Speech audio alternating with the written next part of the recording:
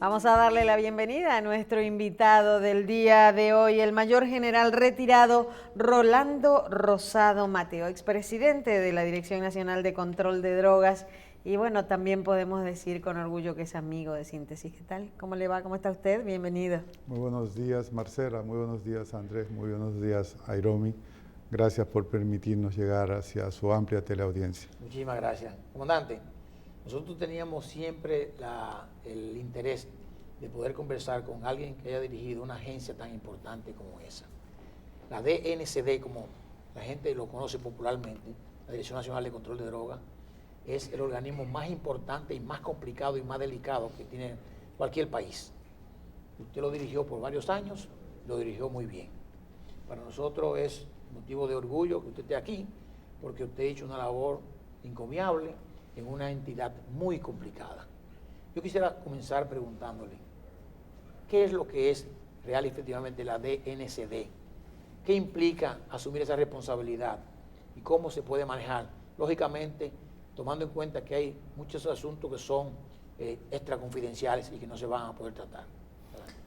Bueno, muchas gracias por sus palabras, que para nosotros representa un compromiso frente a usted, Andrés, Marcela y Airomi, sobre todo Airomi, que tenemos décadas ya de trabajar juntos en esta ardua tarea de luchar en contra del narcotráfico, porque desde su esfera de acción, que es el lavado de activos, donde es todo un experto que prestigia en nuestro país, me ha correspondido compartir escenarios representando al país aquí y en playas extranjeras.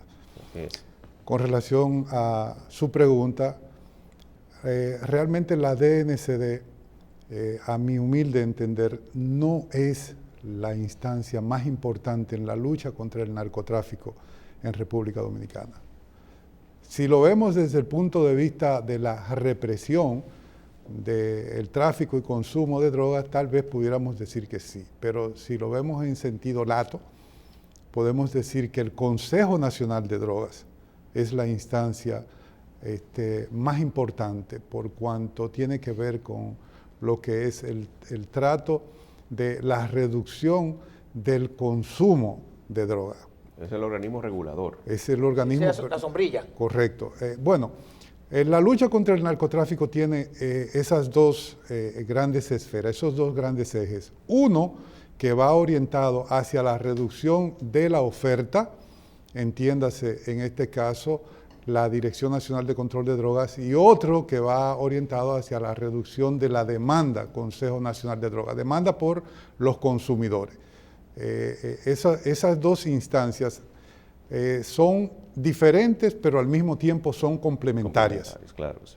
Entonces, lo que significa para mí y para cualquiera de las personas que han pasado, de los incumbentes que han pasado por allí, es una responsabilidad, tal y como usted la describió de manera muy acertada, muy grande, porque el problema del tráfico y consumo de drogas en latitudes como esta, con las debilidades que son propias de un país en subdesarrollo, son amenazas hasta la misma soberanía del Estado. Si ya lo pudimos ver en Colombia, en donde un narcotraficante como Pablo Escobar se dio el lujo de poner al borde del abismo el Estado colombiano, desafiando de manera abierta, de manera continua y de manera constante y con una potencia horrible. Recuérdese el famoso secuestro aquel en el Palacio de Justicia de Bogotá, en donde perecieron 11 magistrados de la Corte, de la Suprema, el equivalente a la Suprema Corte de Justicia de Colombia.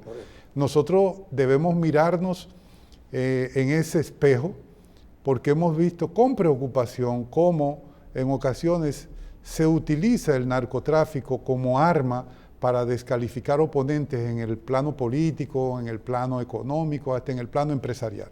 Y eso no es juego ni es una herramienta para usarse en estas instancias. Creo que todos lo vimos en el caso de la política, cómo se atrevieron a utilizar a un narcotraficante y darle visos de credibilidad, trayéndolo al país para que, digámoslo así,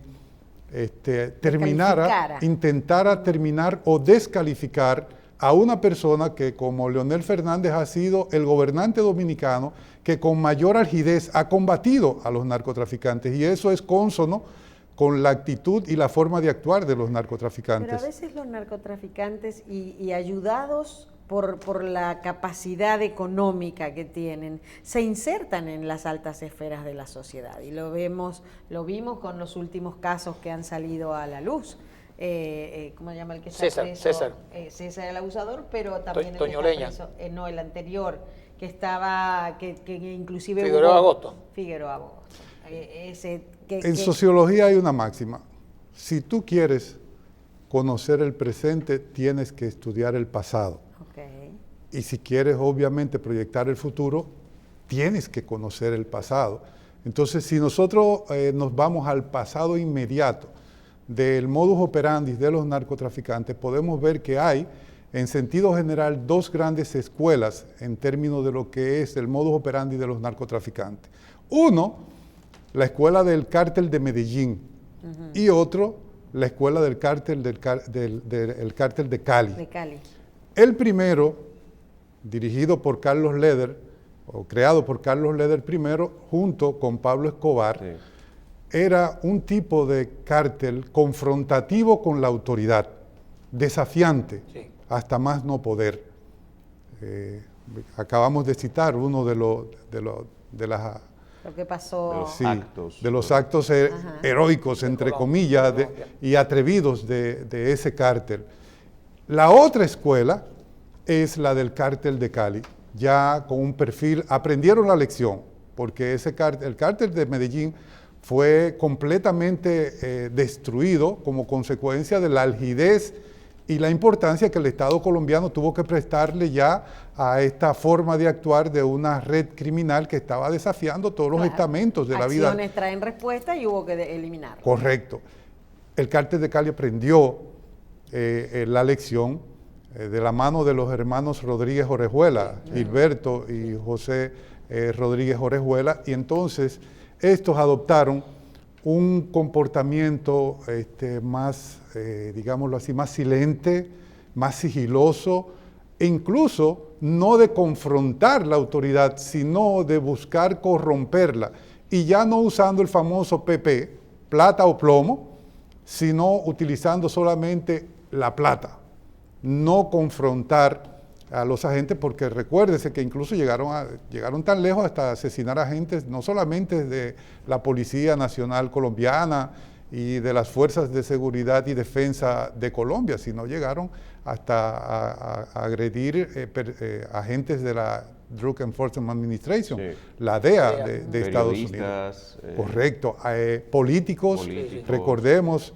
el caso de Luis Carlos Galán, sí, candidato presidencial, de Rodrigo Lara Bonilla, uno de los ministros de Justicia que con mayor algidez lo combatió. Entonces, ahí quería que cayéramos sobre el comportamiento de los narcotraficantes. Fíjese cómo un narcotraficante de la calaña de Quirino Ernesto Paulino Castillo agrede al expresidente que le desbarató la estructura del narcotráfico que tenía aquí en República Dominicana.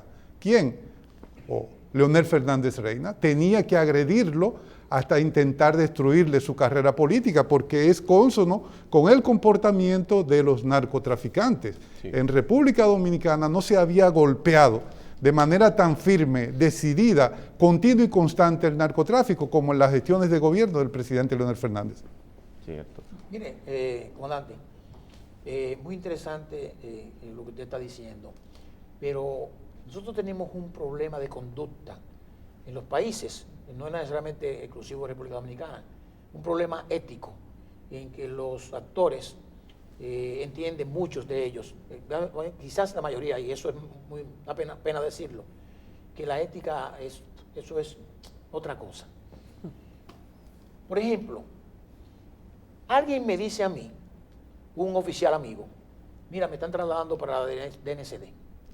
Y lo primero que yo le digo a ese amigo es, ten cuidado porque vas a entrar en un área peligrosa. Tú eres honesto, pero puedes cambiar sin darte cuenta. Los riesgos que tú vas a asumir, los inherentes y los demás, son significativamente altos. y tendrás que tener una coraza muy fuerte para poder enfrentar y estoicamente salir airoso de esa posición. Y le digo esto porque son muchos los casos en que vemos públicamente que agentes, policías, militares y civiles que trabajan en la DNCD son acusados de que son cómplices del delito del narcotráfico o lo que fuere ligado con un negocio ilícito.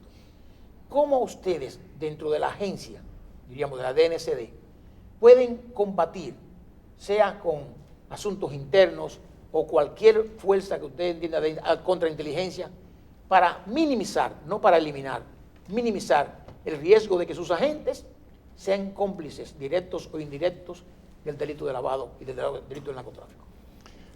Qué bueno que me haces esa pregunta, porque debemos en principio, para responder su inquietud, referirnos a un gran político, humanista, filósofo, si se quiere, hindú, Gandhi, cuando decía que más que la maldad de los malos, preocupa la indiferencia de los buenos.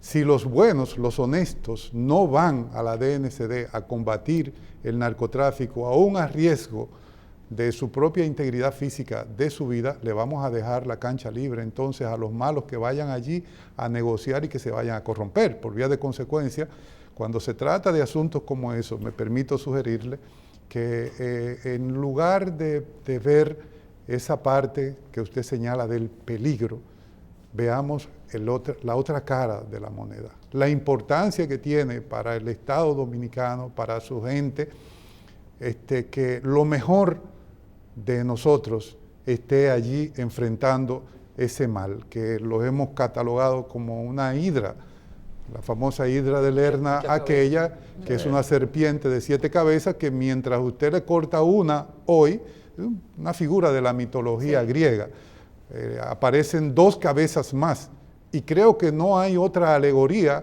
que mejor describa este fenómeno del narcotráfico. Dentro de la Dirección Nacional de Control de Drogas, como lo existe, por ejemplo, en la mayoría de las instancias de seguridad del Estado, existen mecanismos para prevenir que los agentes que están destinados a ejercer la función de combate contra la criminalidad, el narcotráfico, etcétera, se corrompan. Uno de ellos, por ejemplo, y de los más efectivos que existen, es el polígrafo.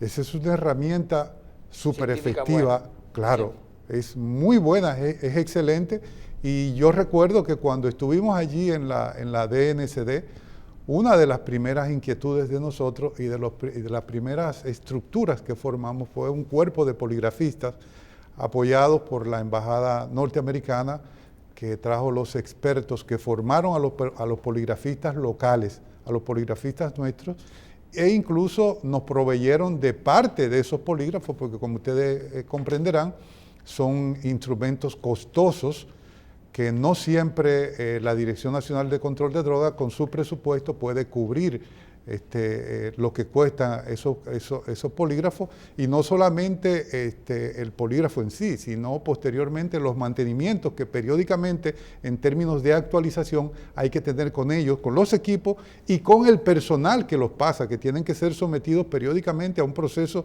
de actualización para hacer que los resultados que ellos dan cuando los aplican sean confiables, porque estamos hablando obviamente de que cuando se dice que un oficial, por ejemplo, no es apto porque reprobó el polígrafo, ese oficial es reprobado para hacer cualquier tarea que se tenga en cuenta. Pero además del polígrafo, existen y están instituidos dentro de la Dirección Nacional de Control de Drogas otros mecanismos de control para evitar o tratar de disminuir al máximo el impacto que sobre lo que es la corrupción ejercen las estructuras del narcotráfico. Verbigracia, por ejemplo, hay un programa allá en la Dirección Nacional de Control de Drogas que tiene que ver con la recompensa a los agentes que trabajan en el desmantelamiento de estructuras y la incautación de drogas en términos de cantidades de kilos de cocaína.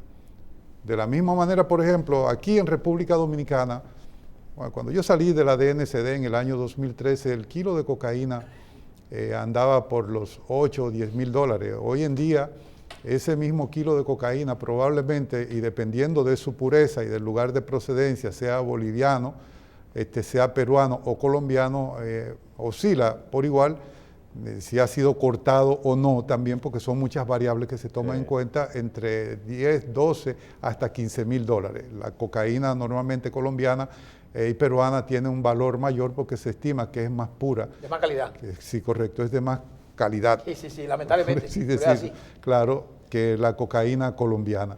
Entonces, cada kilo de cocaína que los agentes contribuían con su trabajo y con su seriedad a incautar era retribuido. No estoy seguro de si todavía ese mecanismo existe a lo interno de la DNCD. No he tenido información de que existe, pero que sí, porque demostró que era muy eficiente. Se le entregaban por cada kilo el equivalente a 5,000 pesos. O sea, eso es una contribución por el éxito. Era un incentivo, correcto, por cada kilo de cocaína. O sea, que cuando una estructura de las tantas que hay a lo interno de la Dirección Nacional de Control de Drogas participaba en el desmantelamiento de una red y se incautaban, qué sé yo, 100 kilos de cocaína, usted multiplica esos 100 kilos por 5,000 pesos y usted tiene 500,000 pesos para ese agente, lo que disminuye el impacto. Pero no solamente estaba ese programa, también existía otro, o existe otro, que yo espero también que sí,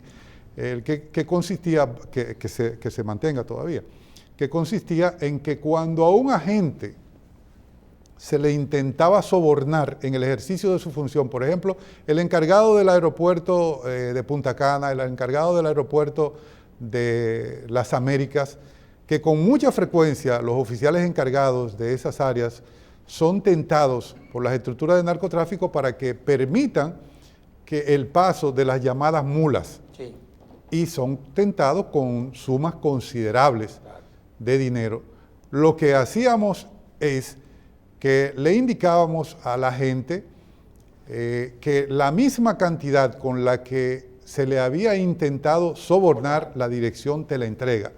Claro, a cambio de que tú hagas lo que debes hacer. En teoría usted dice, pero ¿y por qué premiar si es lo que es un deber de ellos, su obligación? Bueno, precisamente lo que estábamos para que no hablando. sucumban ante el interés económico. Pero miren, antes de que darle la palabra a Edromi, yo acepto su reflexión en el sentido de lo que decía, o sea, de no recomendar, sí recomendar a la gente. Yo he estado de ese lado siempre, del lado de lo que hacemos las cosas bien. Pero es muy lamentable en el que regularmente el que hace las cosas bien es el que está mal. El que actúa mal es el que siempre sobresale. Entonces el que está haciendo su trabajo de una forma u otra sucumbe o lo sacan del medio y la gente dice rompió el sistema. Lamentablemente, y yo sé que nosotros estamos luchando, los que estamos aquí en este programa, estamos luchando, y usted también, para que las cosas se hagan bien. El crimen organizado cada día sea más combatido, pero de verdad que hay que mandarle un mensaje a la gente de que sí se puede, de que tenemos que hacerlo, que el soborno o los regalos que le pueden hacer a la gente, hay que denunciarlos y hay que buscar las evidencias. Y por eso le digo a la gente, cuando usted esté frente a alguien, busque una evidencia, grábelo. Le están diciendo, aquí tengo 300,000 pesos para usted. Busque la forma de grabarlo y denunciarlo. Y el que haga eso, que hay que darle un premio en el Congreso de la República, por ejemplo. Congreso, usted es un hombre honesto. Aquí no se puede hacer eso, lamentablemente. Bueno, general, la lucha contra el narcotráfico y el consecuente lavado de activos se ha venido desarrollando con mucho más intensidad desde el año 1988, cuando se emitió la Convención de Viena, y desde ese entonces se han derivado la mayoría de las leyes contra el narcotráfico y posteriormente en los 90 contra el lavado de activos, las recomendaciones de Gafi, las reestructuraciones de las recomendaciones y las adecuaciones a la misma. Pero hemos visto que el consumo aumenta y ahora hemos visto cómo el consumo en los grandes países, que son los grandes mercados, que son los que generan más dinero, también ha evolucionado hacia las drogas químicas, Ahora entonces ellos la producen allá mismo, en cualquier basement, ¿verdad? En cualquier garaje, en cualquier ático, también producen y distribuyen por allí. Entonces la lucha contra el narcotráfico no ha surtido los efectos esperados. Entonces tendríamos que cambiar la lucha, la metodología de lucha. Estaríamos tentados incluso a afirmar un falso axioma que he escuchado con algunas regularidades de que la lucha contra el narcotráfico ha fracasado. Y yo pienso que no ha fracasado. Cuando se hace con decisión, cuando se hace con tesón, se hace con sinceridad, sin hipocresía, porque en esto hay que ver que en ocasiones se adoptan actitudes que tú no entiendes, incluso desde algunos estados tú no entiendes de qué lado están, sí. Si están de un lado o de otro, y eso obviamente te lleva a dudar de la seguridad y de la certeza de que estamos haciendo algo que vaya a tener resultados positivos. Pero a mi humilde entender, no necesariamente tiene que ser así. El tema del narcotráfico, básicamente lo que es el consumo de droga, es un problema inherente al ser humano. Entonces diría, pero ¿por qué? ¿Por qué usted dice eso, general? Bueno, fíjese que ¿en dónde están los grandes centros de consumo del narcotráfico? En Estados Unidos. Los países desarrollados. O sea, hablemos de Europa. De consumo. Exacto, hablemos de Europa, hablemos de Canadá, hablemos de Estados Unidos. ¿Y qué son esos países en términos de desarrollo humano y desarrollo económico? Los supuestamente más avanzados, ¿verdad? En donde las necesidades básicas del ser humano están satisfechas, están cubiertas por completo. Entonces, ¿qué ocurre con el ser humano? Que cuando sus necesidades fundamentales, sus necesidades básicas, quiere más, busca más, entonces además ya de lo que es la alimentación, la educación, etcétera, entonces está buscando el placer y el placer sin límites. Sintético. Ya sea natural o sintética, en la forma de droga, lo que te dé ese placer. No, al decir sintético quiero decir algo que es irreal, que no es una felicidad real lo que provoca. Es como una especie de vacío en el espíritu que no lo llena la droga, pero que el ser humano lo busca a través de ella. Y obviamente, mientras estos países que son los que tienen esas necesidades básicas y son los que tienen el dinero, en latitudes como la nuestra, entonces, que son los que tienen la materia prima y tienen la mercancía también, pues tenemos de la materia prima, se elabora la mercancía. ¿Qué va a ocurrir? Bueno, se va a imponer las leyes del mercado, que mientras haya una demanda, y una demanda con las características de esta, por ejemplo, que ustedes van a ver ahí, espero que los muchachos me pongan en pantalla. Bueno, esas son las etapas. Quisiera ver el mapa correcto. Ahí está. Ahí está. El mapa de lo que eran las trazas en República Dominicana en el año 2008. Esos fueron una traza es una aeronave, o sea avión, o sea una lancha que llega cargado de droga. En el caso de República Dominicana, en ese año 2008 estamos hablando de 123 trazas.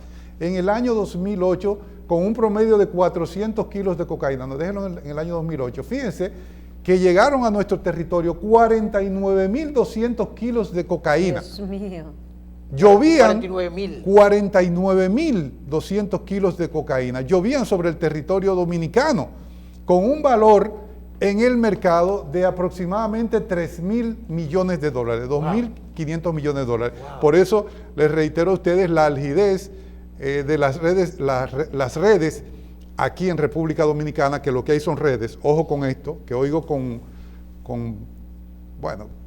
preocupación en ocasiones que mucha gente habla de carteles aquí en República Dominicana. República Dominicana no tiene carteles porque para que haya carteles se requiere en primer lugar una actividad monopólica, en cualquiera de los del sentido de la palabra. Y que produzcan. Primer término, y que tenga incidencia sobre las 4 fases que tiene el proceso de producción de esa mercancía, que es la cocaína: el cultivo, la producción, la distribución y la comercialización. Y aquí las estructuras nuestras apenas tienen incidencia sobre una de esas fases. Distribución. Correcto, que es la distribución. Somos puentes realmente. Correcto, porque somos un puente. Entonces solo incidimos sobre la distribución de esta mercancía que se ha convertido en un bien, entrecomillado, ¿verdad?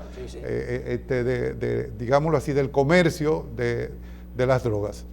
Bien, mire, y usted sabe que hace mucho tiempo el Premio Nobel de Economía, Gary Becker, desarrolló la teoría de la corrupción y, entre otras cosas, desarrolló unas ecuaciones actuariales incluso, ¿verdad?, donde él decía que la solución al problema del narcotráfico era autorizar o legalizar lo que eran las drogas, pero llamaba la atención también en el sentido de que esto iba a generar un problema social y un problema de salud muy grande para los estados.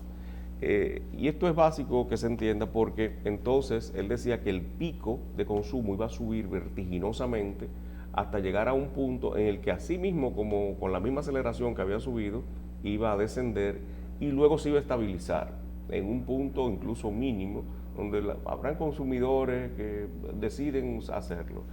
Esto es importante porque Becker tomó en cuenta las drogas duras. Usted sabe que hay drogas duras y hay drogas blandas. Correcto. Hay drogas que las pruebas en un momento y te crean adicción en ese momento y que te pueden también dejar ahí sin vida, con una sola dosis. Es una cosa terrible. Yo no lo veo que con el problema social y de salud que crea es muy fuerte la fiebre que hay que sudar para llegar a esto.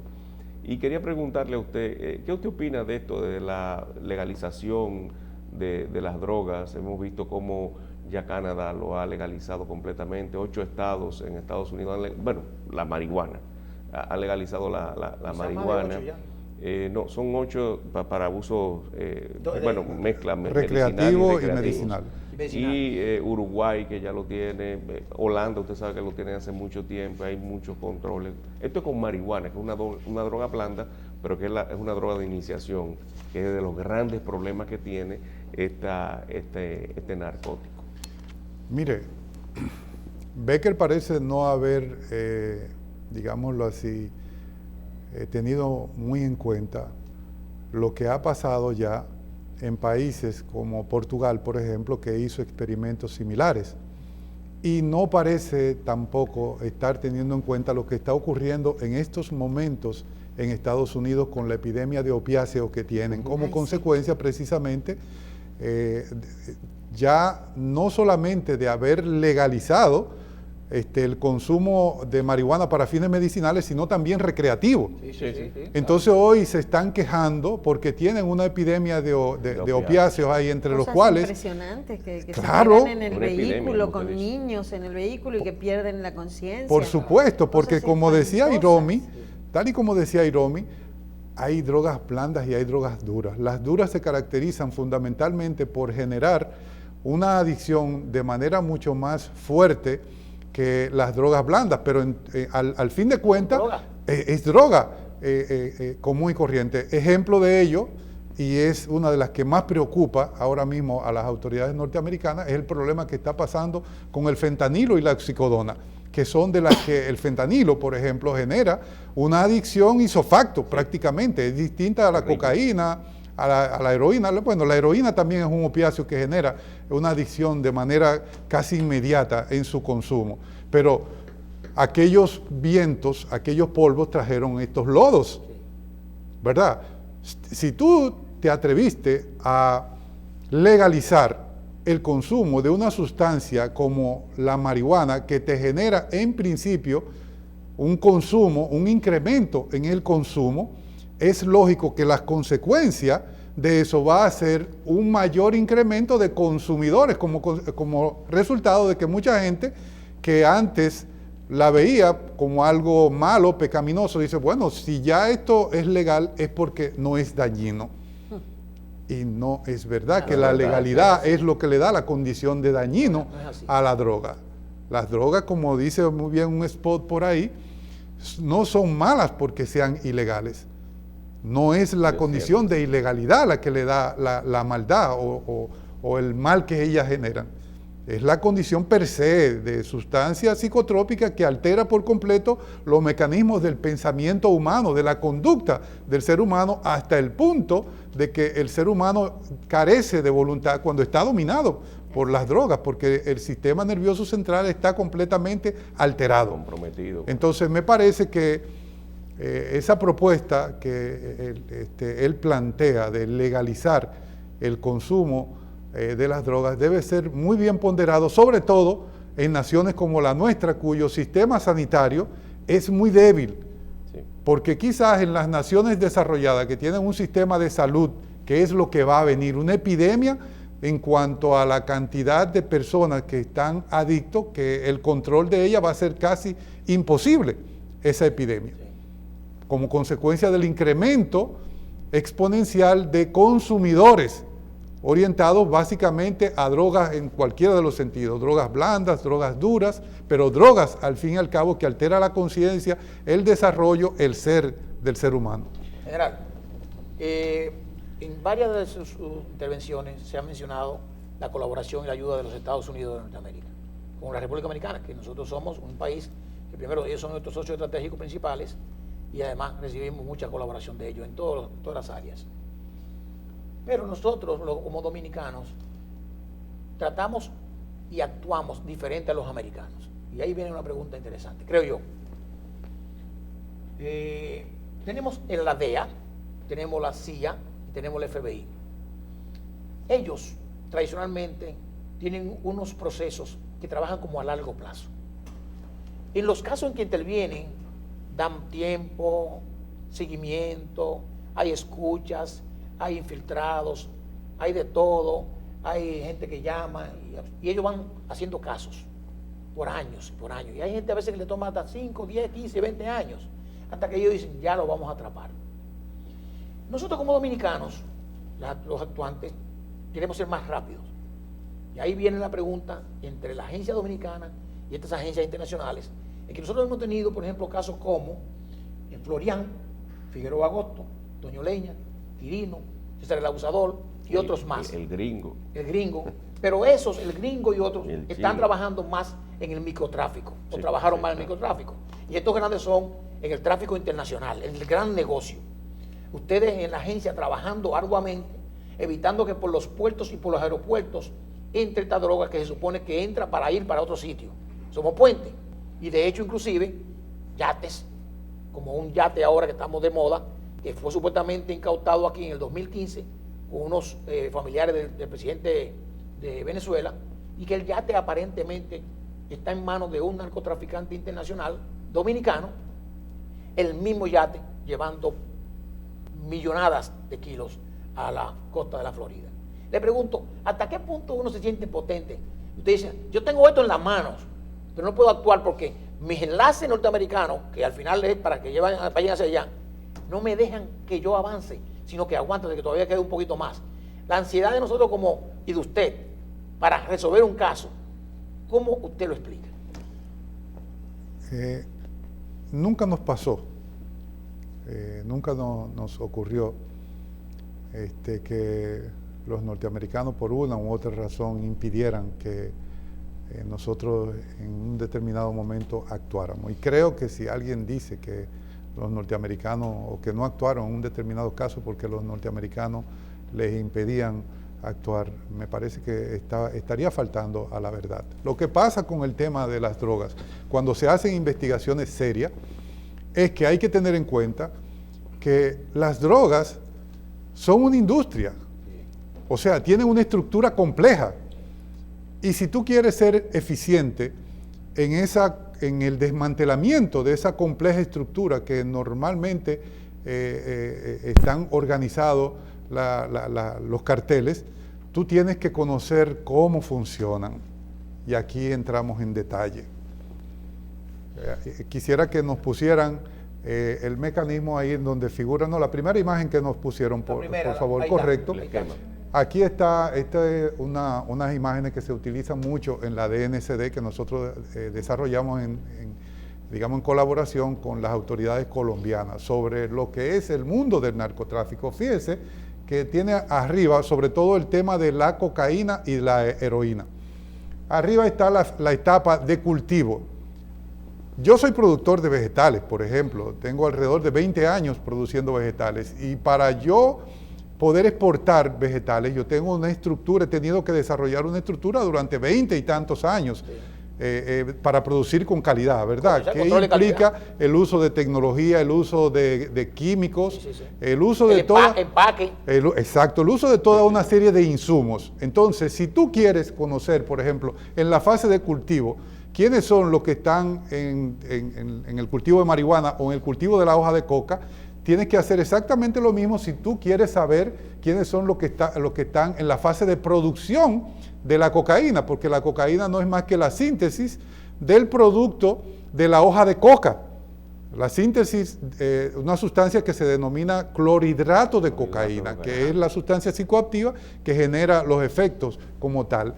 El hacer esa transformación de la hoja de coca en el clorhidrato de cocaína implica todo un proceso químico para el cual hay que utilizar ingenieros químicos, en la cual hay que utilizar sustancias químicas que no son comunes, y de esto Airomi, que reitero de nuevo, nos correspondió compartir escenario con el tema de los precursores químicos que utilizan los narcotraficantes para poder sintetizar el clorhidrato de cocaína.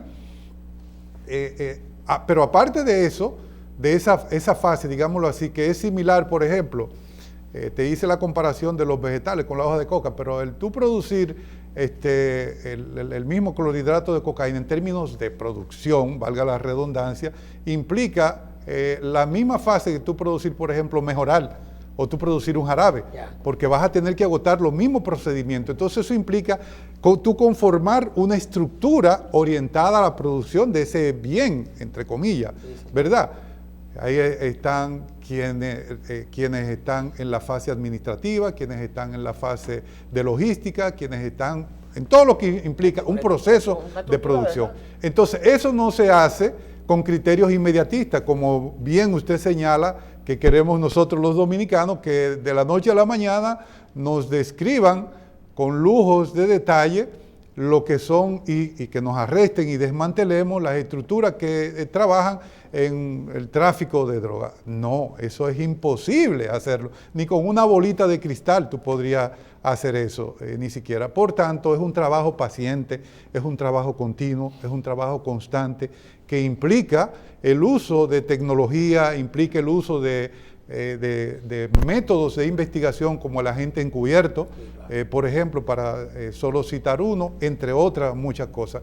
Y ello lleva tiempo, esto lleva recursos que tenemos que entender los dominicanos, que si queremos una lucha eficiente, que si queremos una lucha efectiva, eso implica recursos, implica tiempo, implica esfuerzo, en ocasiones implica incluso la vida de los investigadores, porque nosotros hemos tenido casos, por ejemplo, en donde nos han matado agentes encubiertos. ¿Y amenazas? No, nos han matado agentes encubiertos dentro de estructuras.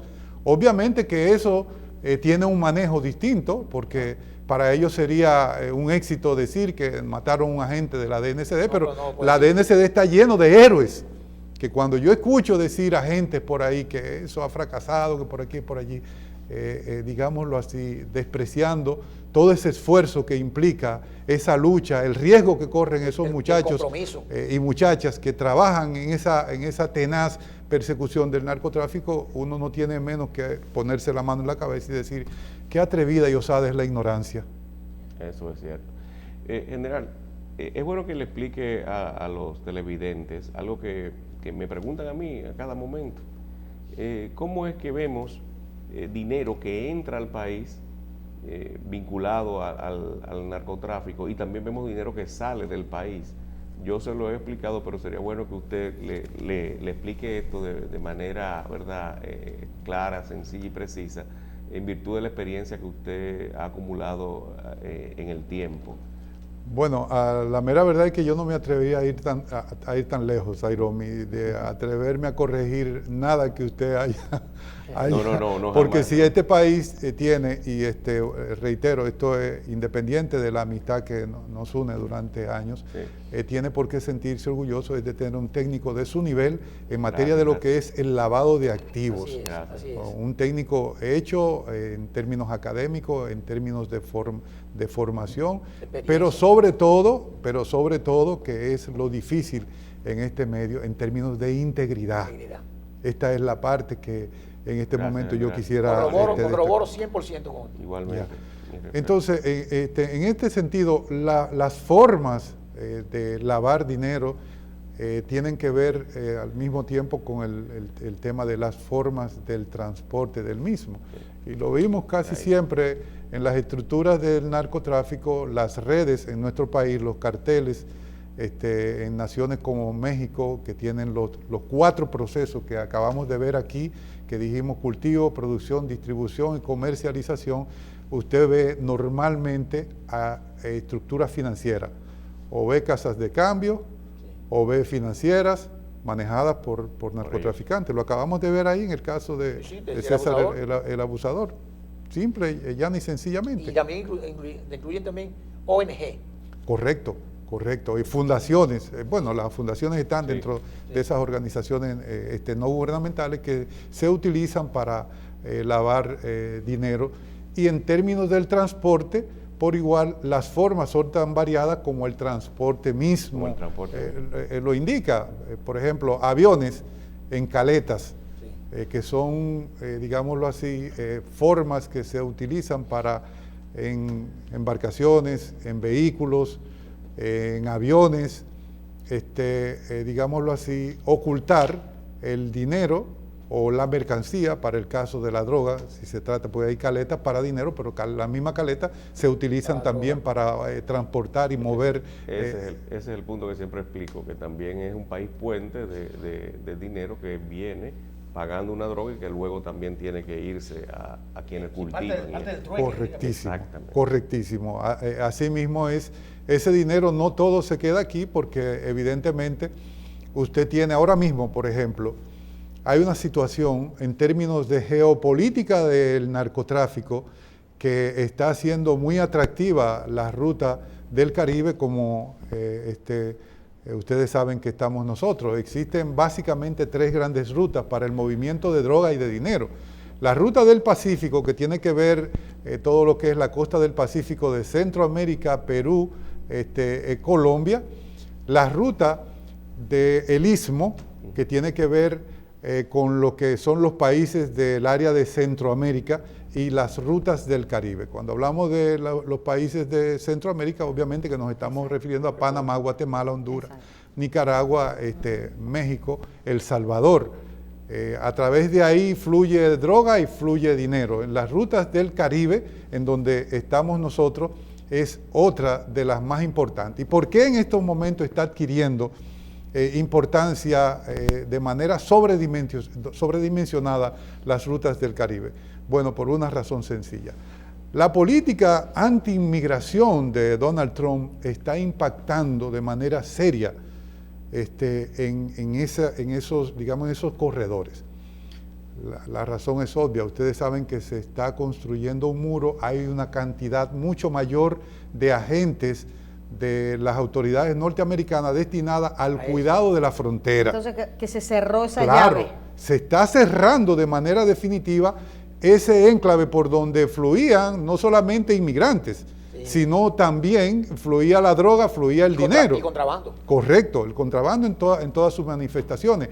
Entonces, eso unido a una reconfiguración de lo que son los carteles de las drogas como consecuencia de la captura y procesamiento de el Chapo Guzmán, está generando en estos momentos ese reacomodo de las estructuras del narcotráfico.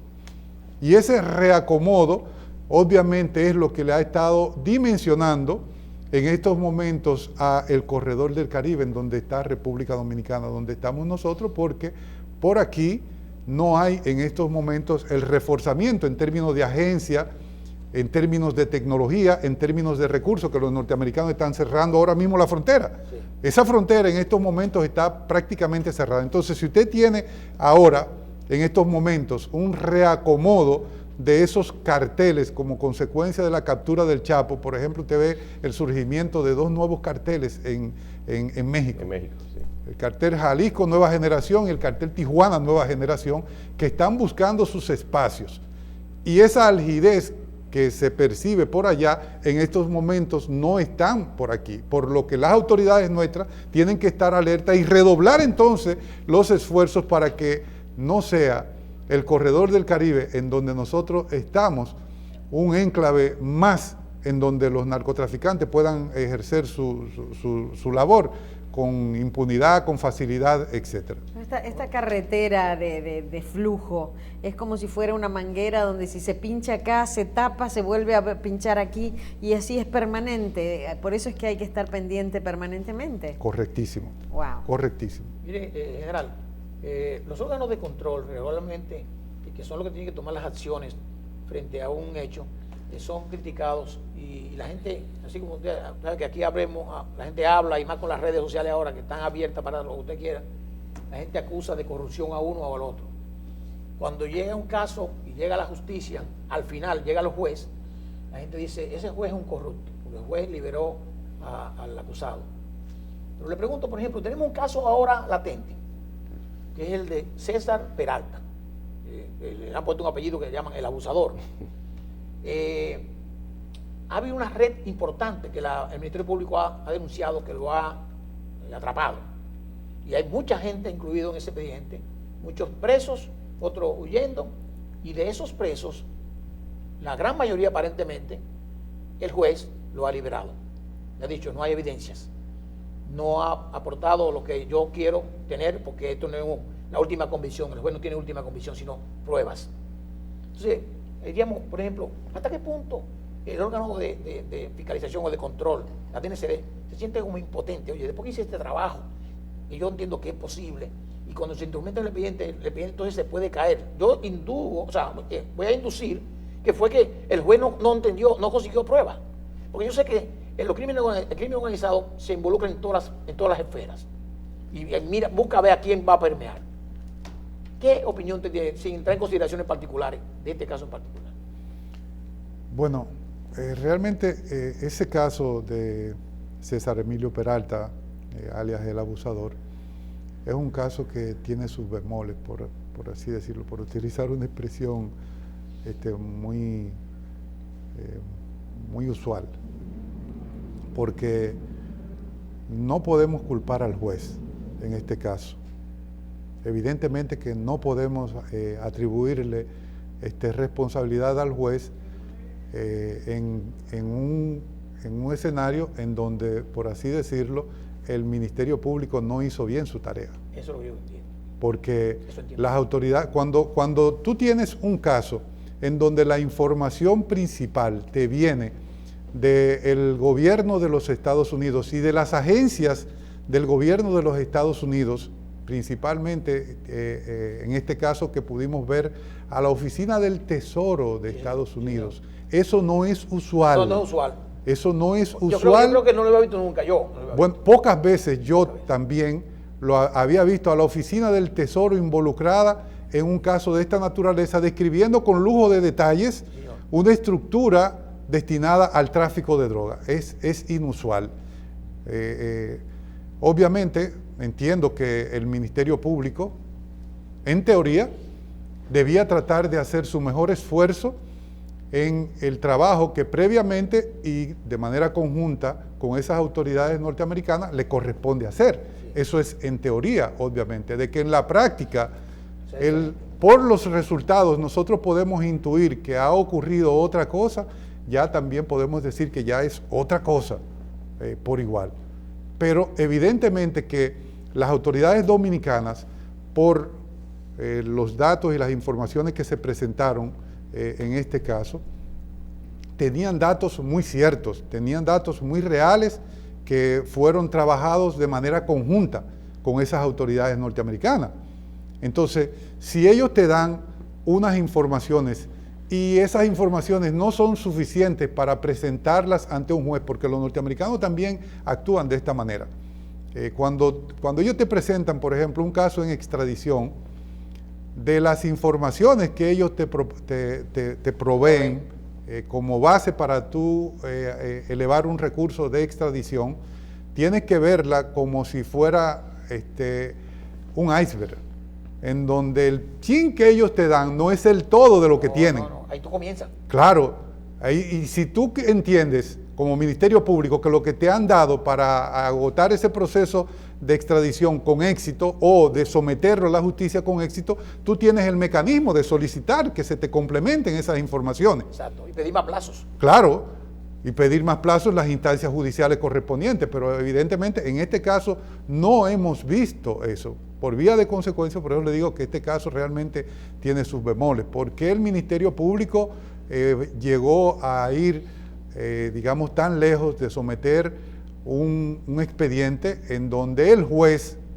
que yo, en la experiencia que tengo de José Alejandro Vargas, me atrevo a poner la cabeza en donde ese magistrado pone el mallete? Yo también. Porque hasta donde nosotros sabemos es un juez honesto, un juez bien probo, formado, que ha mostrado, correcto, y mejor formado.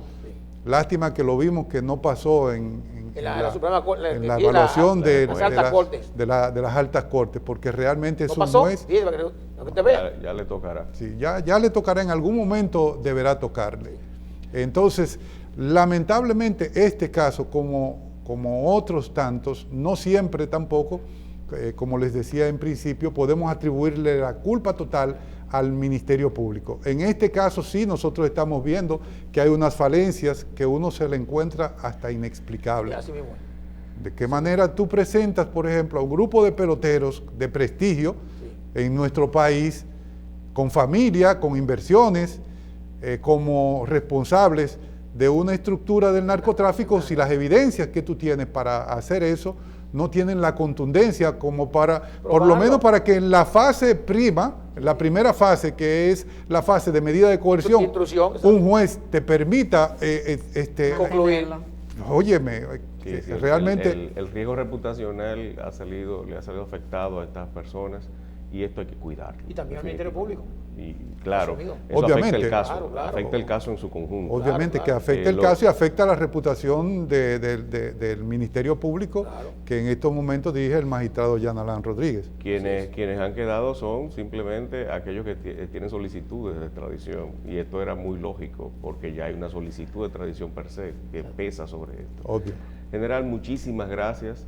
Creo que nos hace falta más tiempo para conversar otros detalles, quizás en otra ocasión, para que conversemos acerca de los planes del equipo de asesores del candidato Leonel Fernández, el presidente Fernández.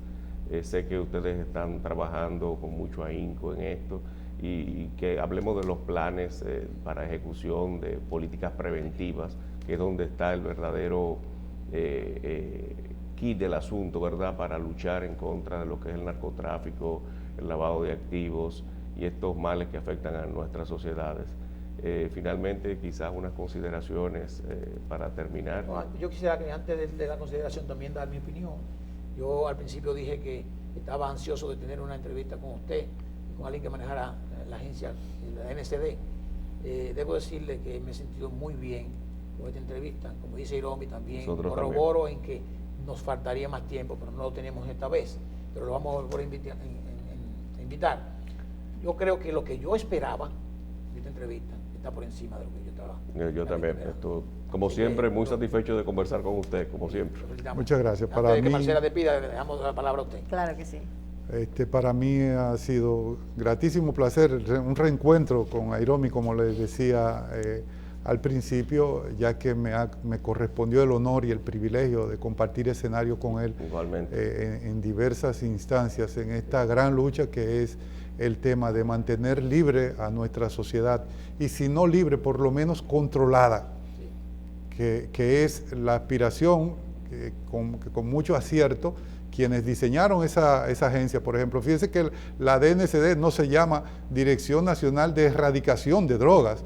Control. Es una instancia de control. ¿Por qué? Por lo que decíamos al principio, porque la naturaleza del ser humano hace que este problema sea prácticamente, bueno, que no se puede erradicar, para usar el término correcto. De manera que nosotros estamos a su orden en cualquier momento que ustedes lo estimen, porque este problema del narcotráfico es una lucha de todos y de todas. Claro que sí. Muchísimas gracias le damos al mayor general retirado Rolando Rosado Mateo, expresidente de la Dirección Nacional de Control de Drogas. Muchísimas gracias por haber estado con nosotros. Jairomi, nos vemos la semana que viene. El próximo lunes, si Dios quiere, don Andrés. Nos vemos mañana. Y a ustedes también, bien tempranito, recuerden la repetición esta noche por si se perdieron algún pedacito de esta entrevista tan interesante. Nos vemos mañana, si Dios lo permite.